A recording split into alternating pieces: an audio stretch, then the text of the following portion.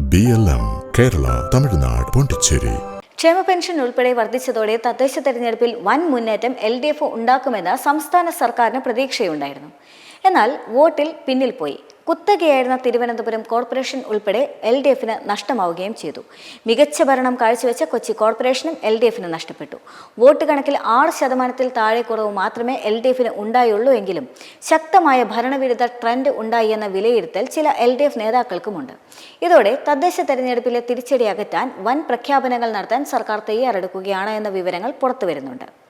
ഒക്ടോബറിൽ ക്ഷേമ പെൻഷനും ആശാമാരുടെ അലവൻസും ഉൾപ്പെടെ വർദ്ധിപ്പിച്ചപ്പോൾ നിയമസഭാ തെരഞ്ഞെടുപ്പിന് മുൻപ് വമ്പൻ പ്രഖ്യാപനങ്ങൾ സർക്കാർ നടത്തുന്നു എന്ന സൂചനകളുണ്ടായിരുന്നു. ഇതിൽ ജനുവരി 3-ാം വാരം അവതരിപ്പിക്കാനുള്ള സമ്പൂർണ്ണ ബജറ്റിലേക്കാണ് ഏവരും ഉറ്റുനോക്കുന്നത്. ബജറ്റിൽ വൻ ജനകീയ പ്രഖ്യാപനങ്ങൾ ഉണ്ടാകുമെന്നാണ് വിവരം. പങ്കാളിത്ത പെൻഷൻ പിൻവലിച്ച് പുതിയ പെൻഷൻ പദ്ധതി പ്രഖ്യാപിക്കുന്നത് ബജറ്റിലുണ്ടാകുമെന്ന് നേരത്തെ തന്നെ വിവരങ്ങളുണ്ടായിരുന്നു.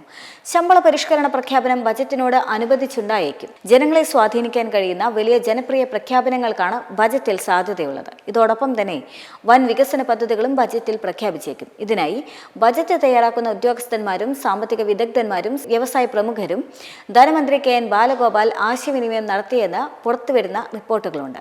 എന്നാൽ അതേസമയം തന്നെ എന്തൊക്കെ പ്രഖ്യാപനങ്ങൾ ഉണ്ടാകുമെന്നതിൽ സർക്കാർ അതീവ രഹസ്യ സ്വഭാവം പുലർത്തുകയാണിപ്പോൾ. മെമ്പർമാരുടെ നിക്ഷേപങ്ങൾക്ക് ഉയർന്ന ലാഭവിഹിതം നൽകുന്ന കേന്ദ്ര സർക്കാർ സഹകരണ registered society Bharat Lajna multi state housing cooperative society limited.